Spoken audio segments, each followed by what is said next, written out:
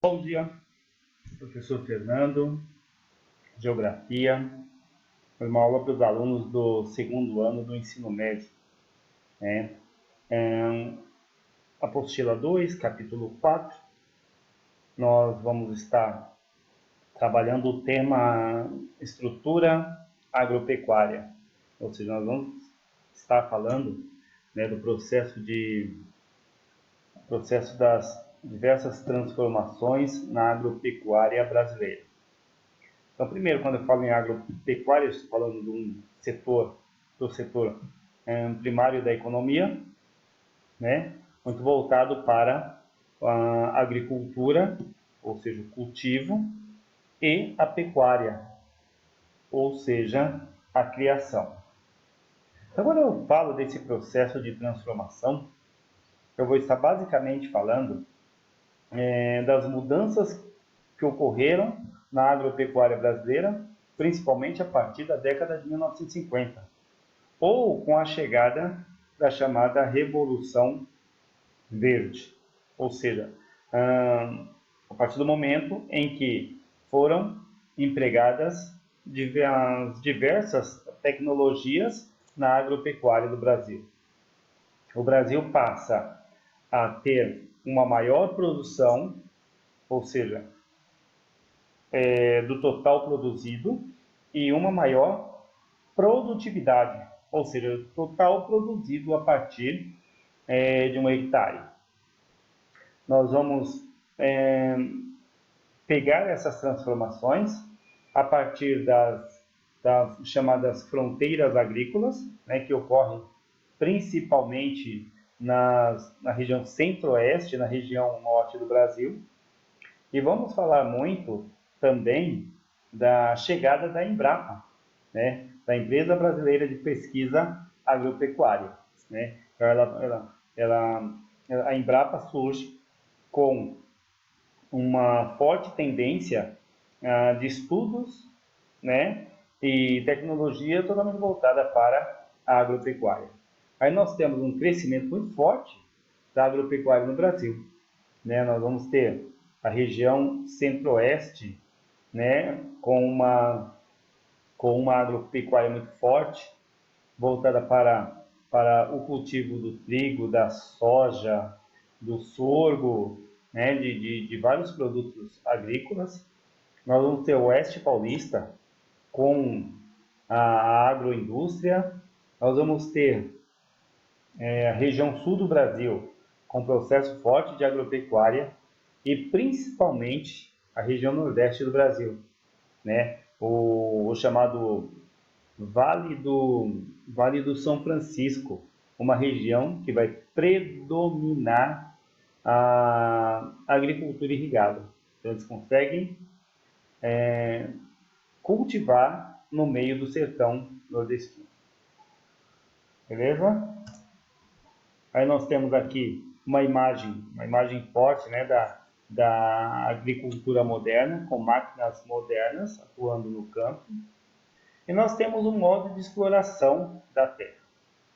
Então, aqui aparece, primeiro, o modo de exploração direta e, segundo, o modo de exploração indireta. O que seria essa exploração direta da terra? Essa exploração direta é quando a terra é explorada diretamente pelo proprietário.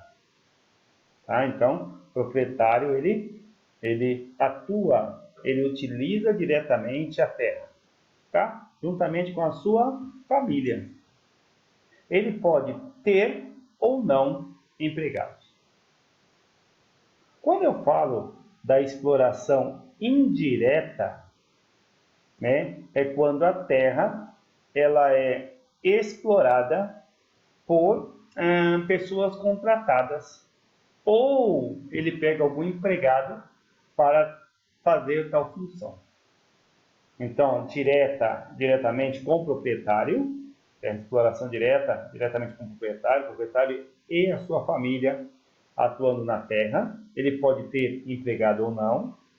E a exploração indireta é quando o proprietário ele repassa essa exploração. né? Repassa para outra pessoa. Então ele aluga a terra, ou ele faz com que a terra seja tocada, como eles dizem, né? Por um empregado de confiança dele. Bom, aí nós temos as relações de produção. Ou seja, quem vai produzir na terra, como vai produzir, de que forma vai produzir. Então, quem aparece primeiro aqui é o chamado boia fria. O boia fria é um trabalhador que ele não tem vínculo empregatício. Ou seja, ele não é um empregado contratado via carteira de trabalho pela fazenda. Ele é sim um empregado temporário. Ou seja, ele é contratado apenas no período do plantio ou no período da colheita. Tá? Ele não tem nenhum direito trabalhista. Tá? Ele não tem férias, não tem 13º, não tem nada. Tá? Não tem relação com a aposentadoria, ele não tem nada. Então, somente no período do plantio ou da colheita. Por que ele passou a ser chamado boia fria? Porque é o seguinte, esse empregado temporário, né, ele costuma acordar muito cedo, 4 horas da manhã já está acordado. Então, ele prepara a sua marmita, né, a sua comidinha para levar lá para o plantio ou para onde ele estiver colhendo. Ele começa a trabalhar 5, 6 horas da manhã. Quando chega às 10, 11 horas da manhã, ele vai comer. Aquela comida, aquela boia, né, já está fria. Então, ele come a comida fria, basicamente. Então, por isso que ele é chamado de boia fria. Tá? Aí aparece o peão. O peão, ele é o chamado trabalhador fixo. Né? Ele é contratado, ele tem carteira assinada, ele tem todos os direitos trabalhistas. Né? Geralmente hoje, as fazendas, né, os latifúndios, têm poucos peões. Por quê? Porque já se torna caro para o proprietário. Né? Vendo que o proprietário ele também vai optar por ter máquinas. Né? Então, quanto mais máquinas ele tenha, menos peão ele vai ter. Então, é um posto de trabalho que já está diminuindo muito nos latifúndios. Tá? Mas ele é fixo, ele tem carteira assinada com todos os direitos trabalhistas. Aqui aparece um empreiteiro, ele é chamado de gato. Gato, nesse caso aqui, é uma conotação meio que negativa.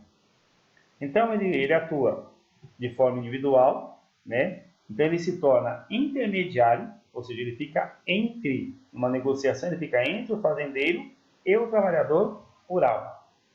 Então, o que o gato faz? Por exemplo, lá no Nordeste, ele pega um ônibus, por exemplo, né? Vai ter uma determinada cidade, oferece emprego. Oferece emprego, claro que tem uma série de candidatos. O que ele faz? Ele já ganha em cima desses candidatos. Ele já fica com uma porcentagem do contrato de trabalho dessas pessoas no qual ele contrata. Isso já acordado de forma antecipada com o empregador.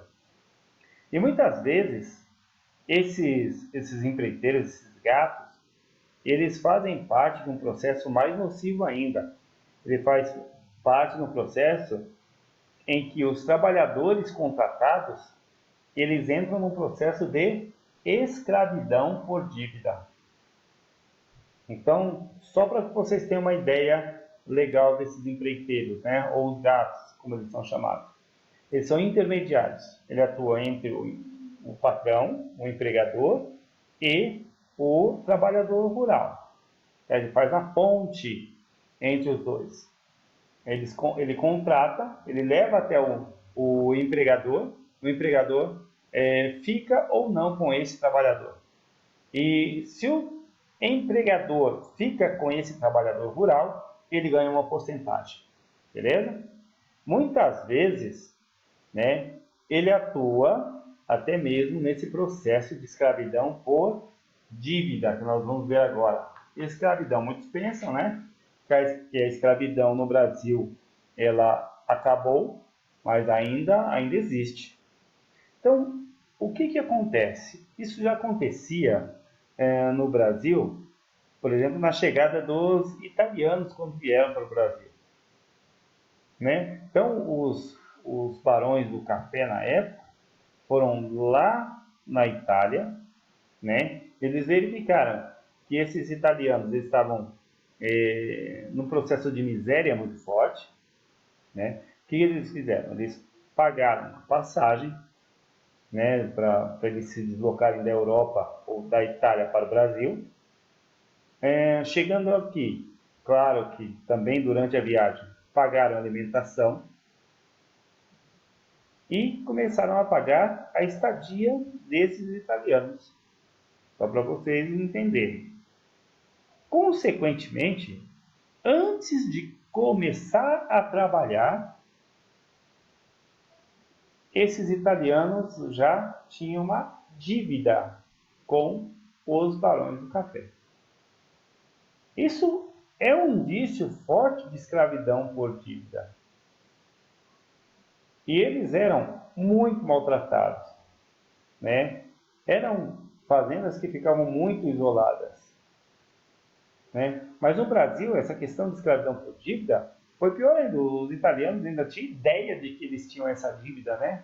De que eles iriam contrair essa dívida. No Brasil, não. O trabalhador é enganado.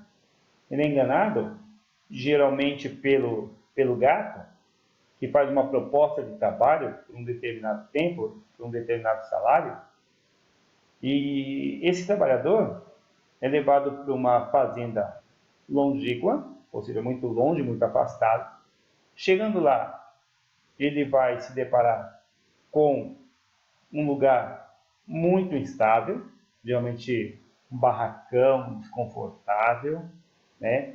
Ele vai ter uma comida de péssima qualidade, e chegando nessa fazenda, chegando nessa propriedade, ele já vai estar com uma dívida de local de trabalho, onde ele vai dormir, né? Esse barracão desconfortável.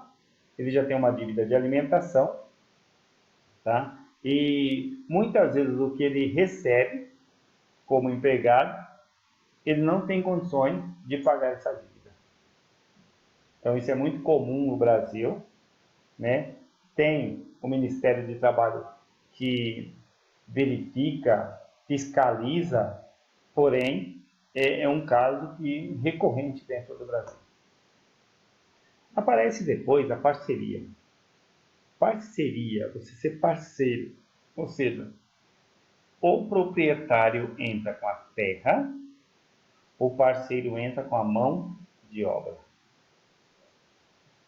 O parceiro, ele trabalha na terra e quando você tem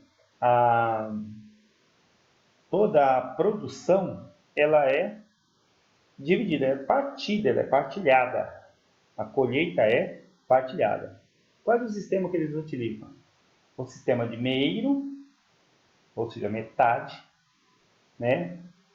Ou terceiro, se for a terça parte. Beleza? Arrendatário. O arrendatário é aquele cara que aluga. Ele arrenda, aluga. Então, aí tem o dono da propriedade, aparece um indivíduo, né, que faz uma proposta de aluguel, de arrendamento. Ele vai pagar pela terra, vai pagar para trabalhar nessa terra. A colheita, a produção, fica para ele. Ele tem um encargo de pagar o aluguel. Tá? A partir de todo esse arrendamento, é feito um contrato, onde se coloca de uma forma muito explícita a relação de proprietário e arrendatário, ou seja, o proprietário, dono da terra, e o cara que vai alugar essa terra por um determinado período. Posseiro. Posseiro, o próprio nome já diz, ele toma posse, tá, de uma terra que não lhes pertence. Então, os posseiros tomam posse de uma terra que não lhes pertence. Essa terra, ela pode ser as chamadas terras devolutas, ou seja, terras que pertencem ao Estado, ou terras particulares, né? Então, a questão dos posseiros é muito feita pelo Movimento Sem Terra, o Movimento dos Trabalhadores Sem Terra, MST, faz demais esse papel de posseiro, ou seja, tomar posse de uma terra que não lhes pertence. Aí, para que essas pessoas possam ser retiradas, os donos têm que entrar na justiça, né, pedir a tomada de posse desse terreno novamente, então leva um determinado tempo. E depois nós temos os chamados grileiros. Os grileiros, eles tomam posse da terra, né, por meio de documentação falsa. Então, esse é o conceito de grileiro. É aquele que toma posse da terra por meio de documentação falsa. E, geralmente, né, essa documentação falsa, né, ela é feita, muitas vezes, com cumplicidade dos escriturários de cartórios da região. Eles fazem uma escritura falsa daquela terra. O que o grileiro faz? Ele vende aquela terra que não lhe pertence para outras pessoas. Olha que coisa absurda. E mais que isso, olha o que eles faziam no passado. Por que eles são chamados de grileiros? Porque geralmente eles colocam esses documentos falsos, né, dentro de uma gaveta com um monte de grilos. Esses grilos defecam, né, nesse papel durante um determinado tempo, vai ficar com algumas manchas que vão dar uma ideia de documento antigo. Então, olhem as ideias das pessoas para praticarem fraudes. Aí nós temos o que? As características gerais da modernização da agricultura brasileira. Então temos vários tópicos, né? Então, no primeiro momento aqui aparece maior emprego de máquinas e insumos agrícolas. Tá?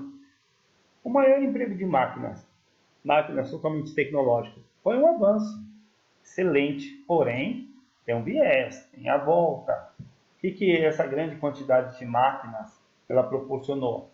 O desemprego no campo. Então, quanto mais máquinas, mais desemprego no campo, mais êxodo rural.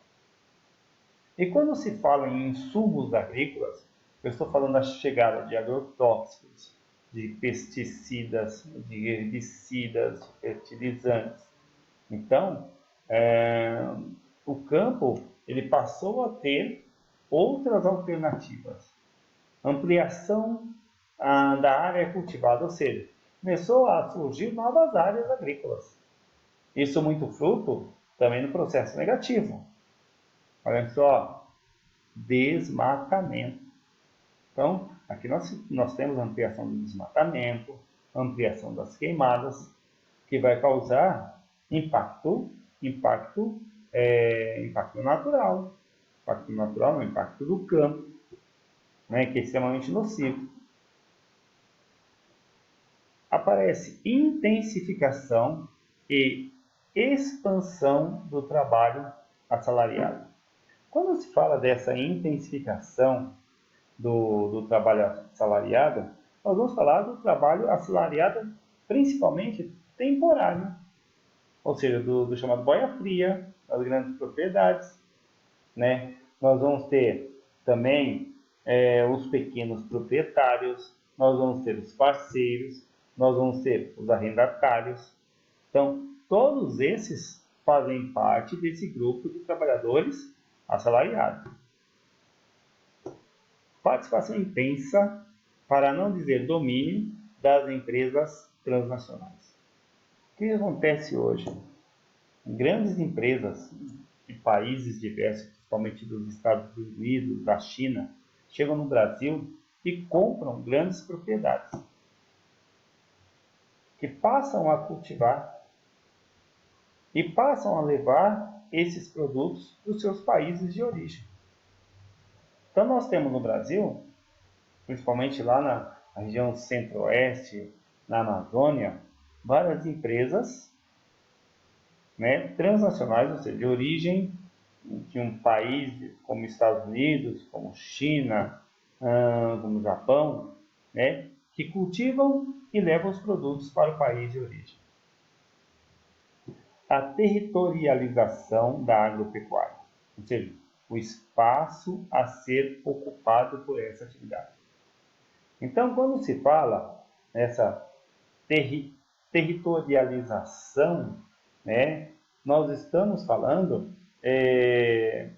desse espaço sendo de interesse do setor industrial, ou seja, a prática da chamada agroindústria. Desenvolvimento da estrutura produtiva da agropecuária.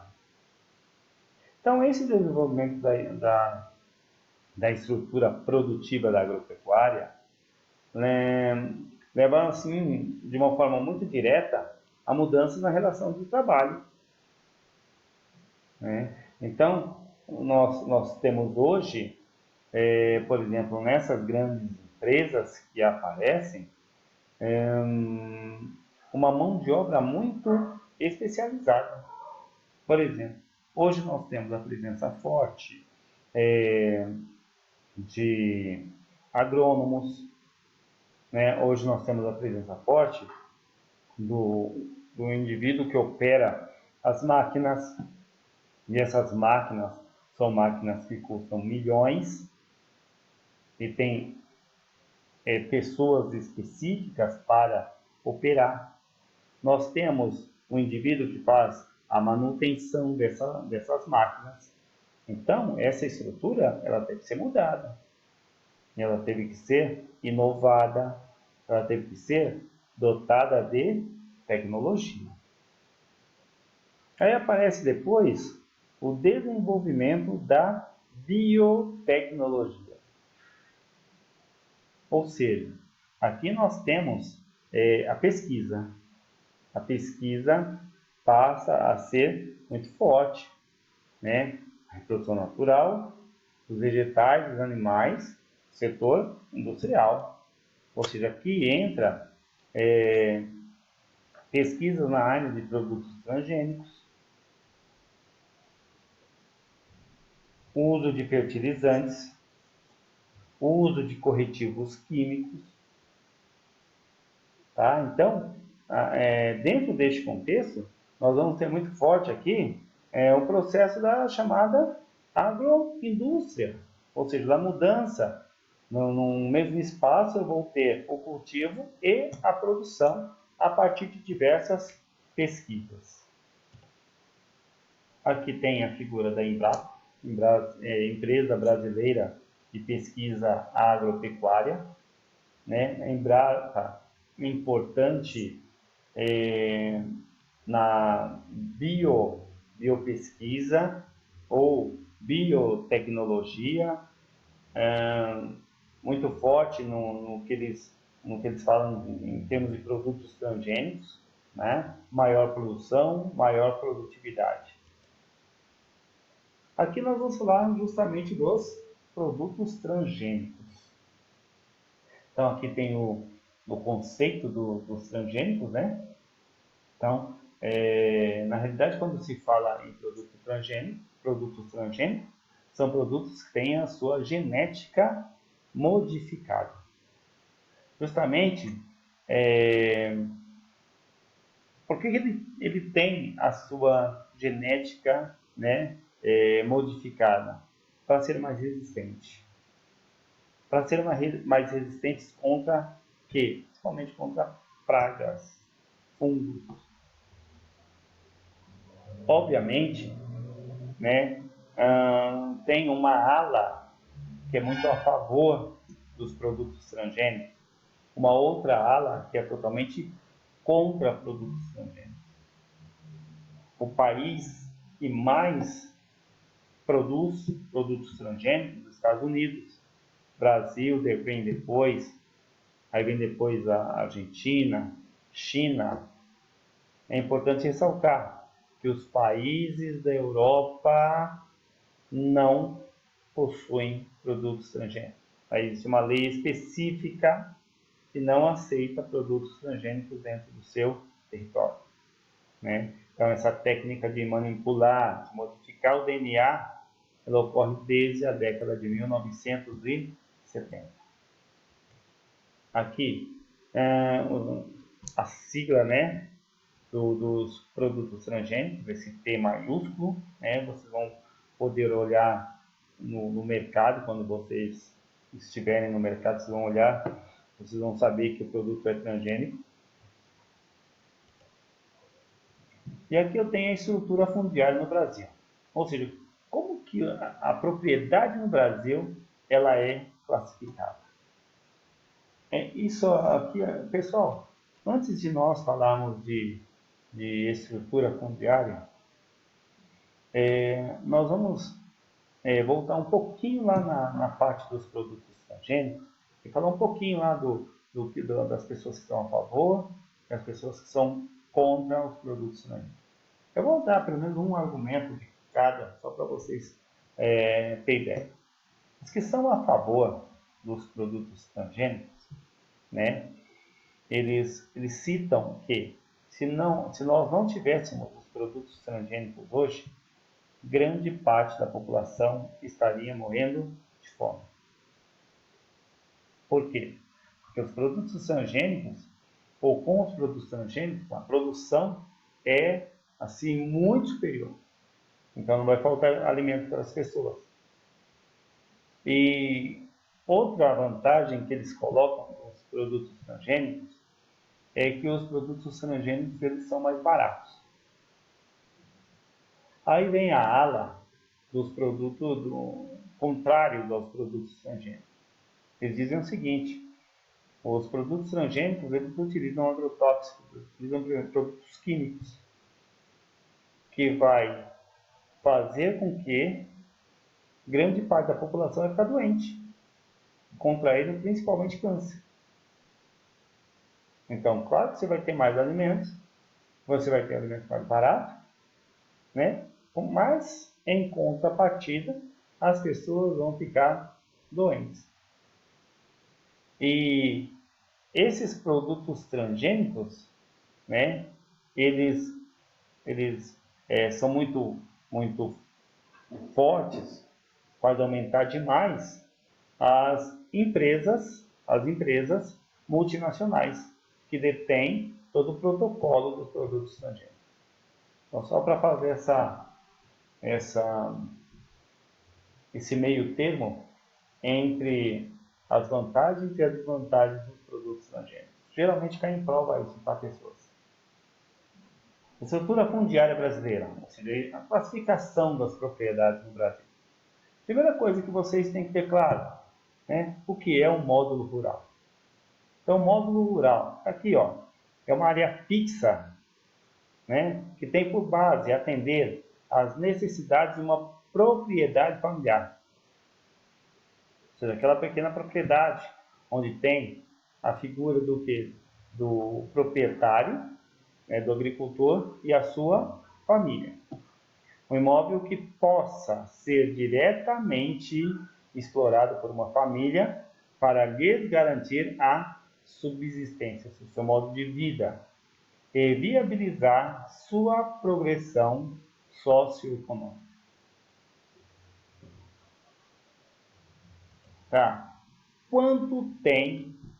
Quantos metros tem um módulo rural? Em média, 10.000 metros. Tá? Então, o módulo rural tem 10.000 metros. Aí aparece minifúndio. Todo imóvel com área inferior ao módulo rural. ou seja, aquela pequena propriedade conduzida pelo proprietário e a sua família. Geralmente ela não chega a um módulo rural. Empresa rural, imóvel rural explorado, ou seja, ele tem que estar produzindo, cuja área equivale a 600 vezes o módulo rural, ou seja, 600 vezes 10 mil metros. Latifúndio por dimensão. Todo imóvel com área superior a 600 dos módulos rurais e que esteja produzindo algo. Então, é importante que esse módulo, né, esteja sempre produzindo. Nós sempre fala em produtividade. Olha esse último. Latifúndio por exploração. Todo imóvel rural superior a 600 módulos, mas que não esteja sendo explorado. Ou seja, esse latifúndio por exploração, ele está sendo utilizado para especulação. Ou seja, o que é ser utilizado para especulação? Ele foi comprado à espera de valorização, para que esse latifundiário possa vender e ganhar mais com essas terras. É importante ressaltar que dentro da Constituição do Brasil, esse latifúndio por exploração, ele pode ser invadido. Tá? Fica a dica aí.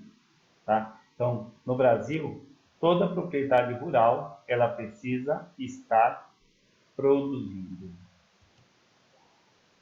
Aqui aparece, né, os movimentos sociais do meio rural brasileiro.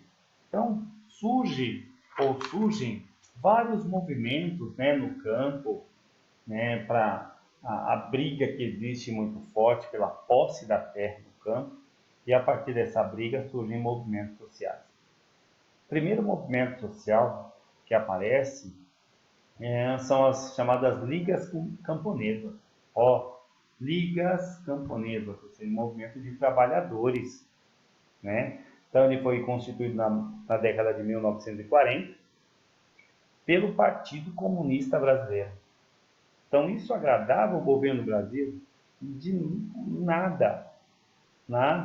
Eles queriam o quê? Eles queriam promover reforma agrária no Brasil.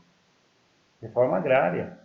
Essa postura foi uma postura que gerou enfrentamento por parte do governo. Né? Olha só, vocês vão observar que logo depois, né, o PCB ele foi colocado na ilegalidade. Ou seja, tirando toda a legalidade também das ligas camponesas. Para o governo, as ligas camponesas passaram a não ter valor também. Se não existe o PCB, que foi colocado na ilegalidade, também não existia as ligas camponesas, né? Mas a luta passou a ser muito forte. O movimento passou a ser muito forte, né? O que eles queriam? Eles queriam a reforma agrária. O que é a reforma agrária? É você repartir a terra para quem produz. Você vai possibilitar e você vai doar terra para quem vai produzir. E o Brasil, até os dias de hoje, tem muitas terras muito voltadas para o processo de especulação. Ou seja, principalmente políticos compram grandes extensões de terras que não produzem nada, aquela terra fica parada. Enquanto tem um monte de trabalhador rural sem uma terra para trabalhar. Assim, o segundo movimento foi a Comissão Pastoral da Terra. Olha só, essa Comissão Pastoral da Terra foi fruto, ou seja, essa comissão parte da Igreja Católica, tá? Pelo movimento da Teologia da Libertação da Igreja Católica, que tinha como ponto forte a reforma agrária. fim do trabalho escravo, escravidão por dívida, e melhores condições socioeconômicas para os trabalhadores rurais. Esse movimento foi criado no ano de 1975, né? E até hoje existe os resquícios desse movimento, muito trabalhado pela Igreja Católica. Via Campesiana, outro movimento de camponeses, fundado em 1992, agricultores da Nicarágua, né? Então envolve trabalhadores rurais da América Latina, da Ásia e da Europa. Ela vem um movimento bem novo, já dentro do processo de globalização, do neoliberalismo, ou combate ao neoliberalismo. Ou seja, contra a privatização, contra a colocação de empresas multinacionais dentro do campo. Então, é um movimento que não é um movimento do Brasil, é um movimento em caráter mundial. Aí aparece depois a Confederação Nacional dos Trabalhadores na Agricultura, CONTAG, né? Surge em 1963, mais ou menos, né? É uma organização que vem com mais de 15 milhões de trabalhadores rurais, né? Tem como ponto forte sempre a reforma agrária, melhores condições de trabalho, né? Que os trabalhadores assalariados recebam todos os seus direitos, né? Proteger a agricultura familiar, proteger os trabalhos na atividade extrativa. Então, um movimento que veio para blindar, na realidade, os trabalhadores do campo. Aí aparece, talvez, o movimento mais forte, mais conhecido, né? O movimento dos trabalhadores rurais sem terra, o chamado MST. Tem alguns, né, que acham um melhor movimento até os dias de hoje. Tem outros que acham que é um movimento formado pelo pessoal de esquerda, pelos baderneiros, que querem na realidade, invadir terras. Então, aquela coisa do embate forte dos são prós e contras. Esse movimento foi criado em 1984, durante a chamada década perdida, né, na região sul do Brasil. Como está ligado à origem desse movimento? Ele já vem de movimentos anteriores, né? E ele vem também muito fundamentado dentro da Igreja Católica. A Igreja Católica é muito por trás desse movimento. Muitas sempre com a boa intenção, sempre no processo muito forte de criar a chamada reforma agrária. O MST, ele foi um grupo que foi adotado, né, uma identidade política, tá? Muito de esquerda. Então, via-se o MST muito ligado ao PP, ao Partido dos Trabalhadores, né? E eles tinham como ponto forte invadir terras, né? Aquelas terras que eram totalmente voltadas para especulação. Então, esse talvez tenha sido o movimento mais forte dentre todos os movimentos sociais do meio rural brasileiro.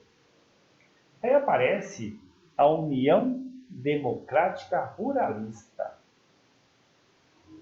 Essa União Democrática Ruralista aí é um movimento contrário, é um movimento formado pela bancária ruralista, ou seja, pelos donos das terras, né? Então, esse movimento ele veio muito forte de dentro do Congresso Nacional para lutar contra, principalmente, o movimento dos trabalhadores rurais sem terra, contra o MST, que estava crescendo demais.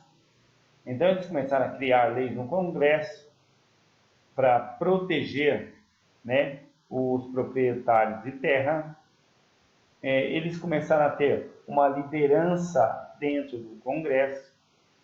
Eles começaram a criar leis para beneficiar todo o empresariado agroindustrial, beneficiar o agronegócio. Então, foi essa União Democrática Pluralista chegou justamente para lutar contra o MST. Então, com um tempo muito grande, na década de 80 e 90, um embate muito forte entre a MST e a UDR. Um a favor da reforma agrária, o outro, né, com uma bancada muito forte no Congresso, que defendiam os pluralistas, ou seja, os grandes proprietários de terra. Aqui eu tenho os principais produtos agrícolas e sua distribuição pelo território brasileiro. Então aqui eu coloquei a soja, o café, cana-de-açúcar, laranja, eucalipto, fumo, milho e algodão, num primeiro momento, né? A soja,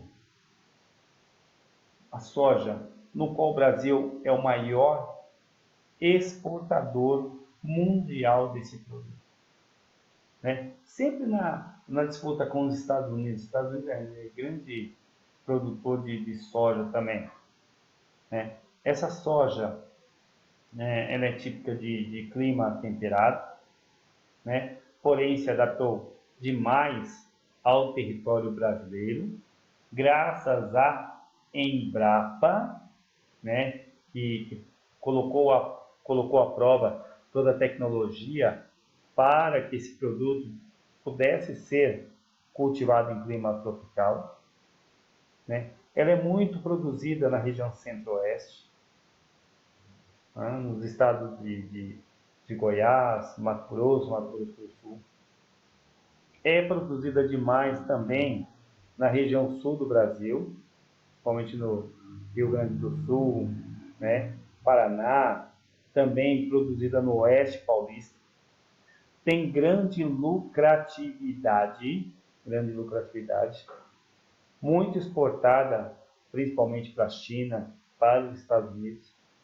E tem uma região muito forte hoje, conhecida como Matotoba, estado do Maranhão, Piauí, Tocantins e Bahia, né? Então esse conglomerado de estados de hoje, eles estão desenvolvendo toda uma tecnologia para produzir soja, produzir e exportar. Café, talvez deva ter, esse foi o principal ciclo econômico do Brasil, que propiciou a chegada da indústria no Brasil, né? A partir do ciclo do café, criou-se toda uma infraestrutura para o processo de industrialização. O Brasil é hoje o maior exportador mundial desse produto tropical. É originário da Etiópia. Tem na América do Sul outro grande produtor e exportador de café, que é a Colômbia, né? Muitos dizem que o café colombiano é de melhor qualidade que o Brasil. Aí nós temos a produção de café no Brasil, no sul de Minas, né? E no chamado Vale do Paraíba. Cana-de-açúcar, outro produto que o Brasil é extremamente forte. O Brasil é o maior produtor, exportador mundial de cana-de-açúcar, né? Cana-de-açúcar, hoje aqui no Brasil, é muito voltada para a produção de etanol, ou seja, álcool combustível, né? Tem a primeira área de produção de cana-de-açúcar no Brasil foi na zona da Mata Nordestina, né? Essa produção de cana-de-açúcar, ela foi para outras regiões, Oeste Paulista, Zona da Mata Mineira, né? E a partir dessa cana-de-açúcar se criou, na década de 70, durante a crise do petróleo, o chamado PROALCO, ou seja, um programa do governo brasileiro no qual se transformou a cana-de-açúcar em algo como eu passei para vocês anteriormente. Laranja. Pessoal, 70% da laranja do Brasil, né, sai do estado de São Paulo. Qual região do estado de São Paulo? O chamado Oeste Paulista. Aquela região de terra roxa, de origem vulcânica, né? Terra extremamente fértil, produz muita laranja. E lá tem muitas agroindústrias da laranja. Eles já cultivam a laranja, já produzem o suco de laranja que é exportado para os Estados Unidos. Nós temos o eucalipto, produto até muito novo no Brasil, muito moderno no Brasil, né? Do qual nós extraímos a celulose, a madeira, muito utilizada na indústria, né? Na produção de papel e celulose, na construção civil, né? Na produção de carvão vegetal.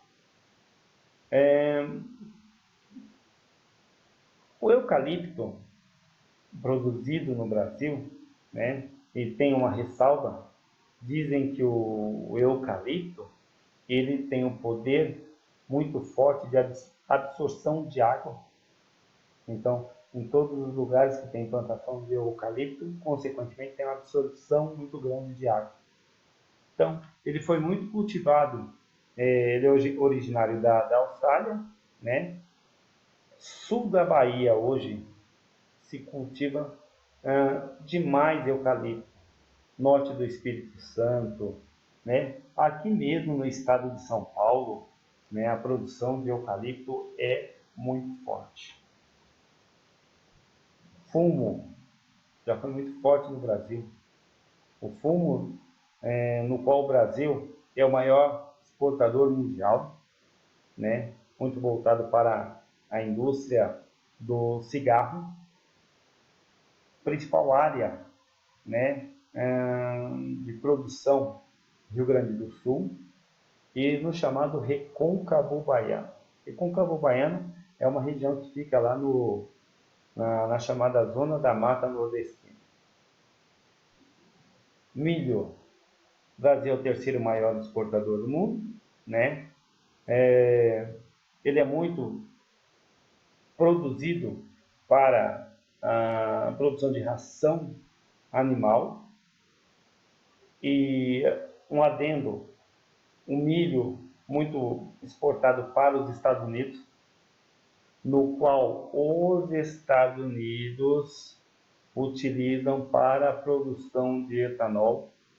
Então, se aqui no Brasil nós produzimos, né, o álcool combustível a partir da cana-de-açúcar, nos Estados Unidos eles produzem o etanol a partir do milho. Algodão é um produto muito voltado para a indústria têxtil, para a produção de tecido, né? Mato Grosso é o maior produtor do Brasil. E nós temos a fruticultura. É até muito legal falar da fruticultura. Galera, a fruticultura, Vale do São Francisco.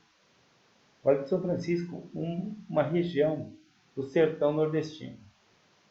A partir da Embrapa, a partir de um processo muito forte de tecnologia, eles começaram, ou eles conseguiam irrigar essa região, conhecida como Vale do Paraíba, a partir das águas do rio São Francisco. Por isso chama-se Vale do São Francisco, né? Cultivo irrigado. Então eles retiraram a água do São Francisco, levaram para as regiões mais secas e promoveram todo um processo de cultivo. Cultivo de frutas, cultivo de flores, e mais que isso, eles começaram a produzir vinho nessa região. Então isso prova de uma forma bem efetiva que o sertão nordestino ele pode produzir. Né? Se vocês pegarem a internet, fizerem uma pesquisa sobre o Vale do São Francisco, vocês vão ver o Rio São Francisco correndo, né? Sentido Oceano Atlântico. Eles vão pegar, desviar a água desse Rio São Francisco, levar para a região seca, sistema de gotejo, produção de uva. Cacau. O cacau é um produto específico, muito difundido no Nordeste, principalmente no litoral nordestino, né, no litoral sul da Bahia, cidades de Ilhéus e Itabuna, muito forte na indústria do chocolate. Né? Haja vista que essa região teve, como consequência, várias pragas, né? Vassoura de bruxa, fungo e tudo mais, né? Que praticamente destruíram toda uma produção de cacau. Esse cacau produzido no Brasil, muitas vezes era mandado até para a fábrica da Nestlé, na Suíça, onde é produzido o chocolate. Então o cacau brasileiro ele tem grande aceitação no mercado mundial. Aí aparece o arroz. Pessoal, a produção do arroz é diferente, a produção de arroz no Brasil é diferente da produção de arroz, por exemplo, no continente asiático, que é a parte do mundo onde mais se produz arroz. Arroz é um produto da alimentação básica da população, né? É produzido no Brasil, em Rio Grande do Sul, né? No chamado Triângulo Mineiro, formado por 3 cidades, Belo Horizonte, Uberaba e Uberlândia, Mato Grosso e Amapá. Feijão também faz parte da alimentação básica do brasileiro, proveniente do Agreste Nordestino, ou seja, uma área de transição, tá? Entre a zona da mata e o sertão nordestino. Banana. Banana, assim, é um produto extremamente cultivado no Brasil, principalmente no Vale do Ribeira, né? Vale do Ribeira, ali divisa de São Paulo já com o Paraná, né? Então a produção é muito grande. O Brasil produz muita banana, essa banana é até exportada para outros países. Uva. O Brasil, assim, não é exportador de vinho, mas tem grande produção de uva. Principalmente aonde? Região sul do Brasil. Nas chamadas Serras Gaúchas, né? Que tem a uva, é um produto muito voltado para o clima mais subtropical, mais temperado, né? Então, nós temos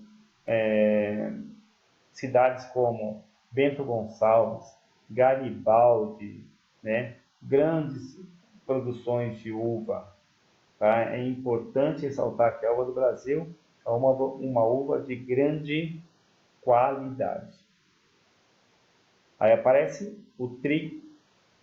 O Brasil importa o trigo, o Brasil compra trigo, principalmente da Argentina, do Canadá, até um pouco da produção dos Estados Unidos, né? Então o Brasil, apesar de produzir o trigo, ele não é autossuficiente, ou seja, ele precisa comprar o trigo, né?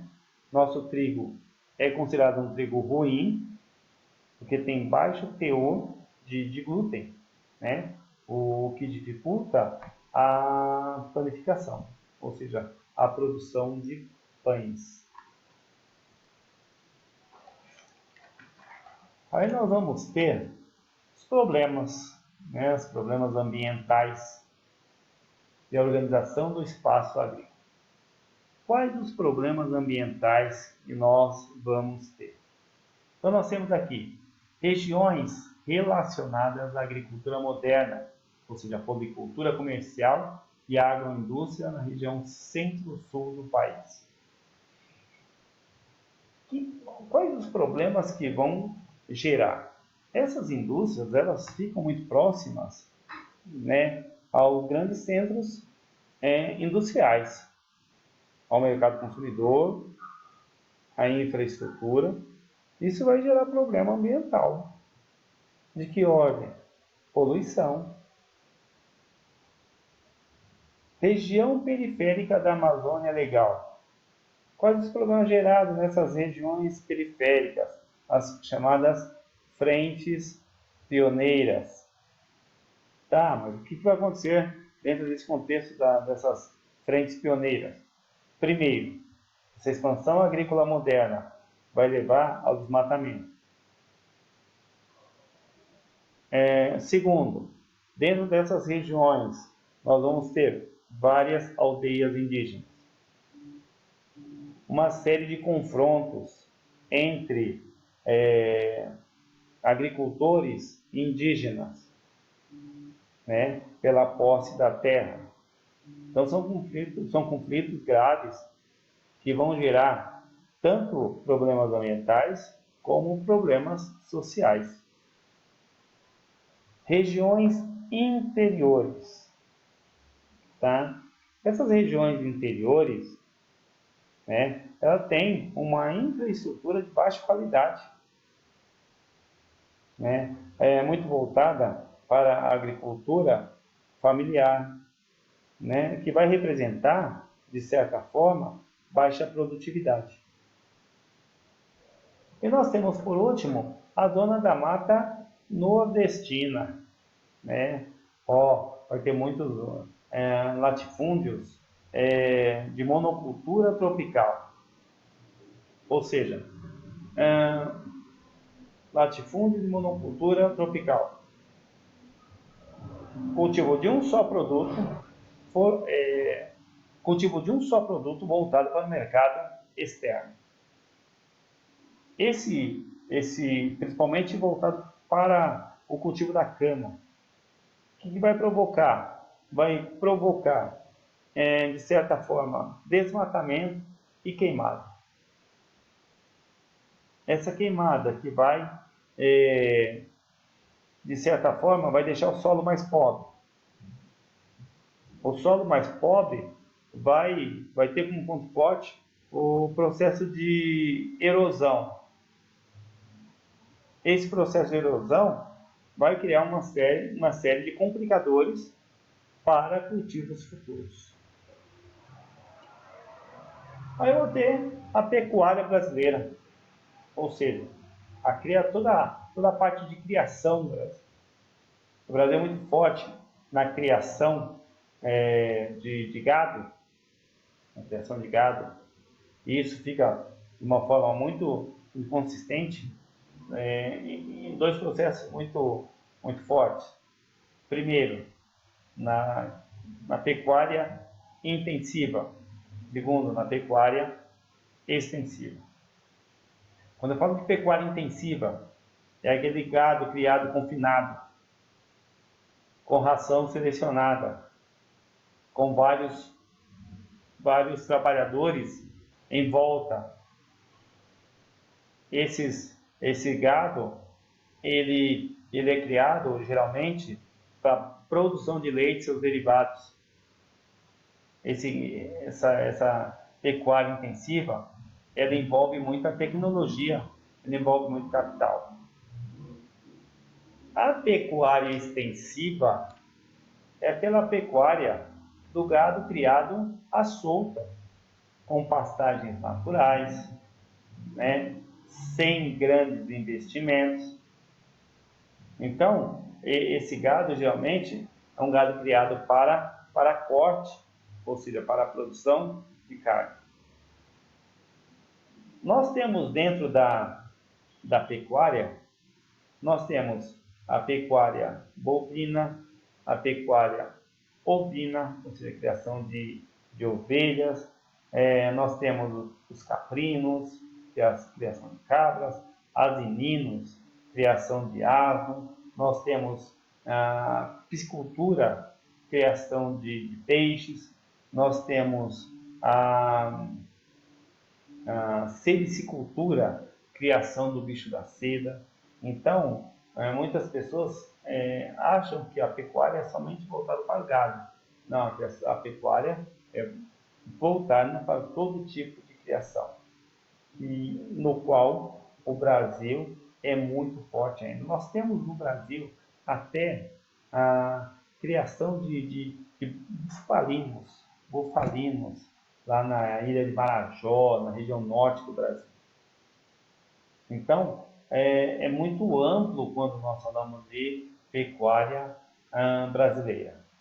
Beleza, galera? Um abraço, até a próxima aula.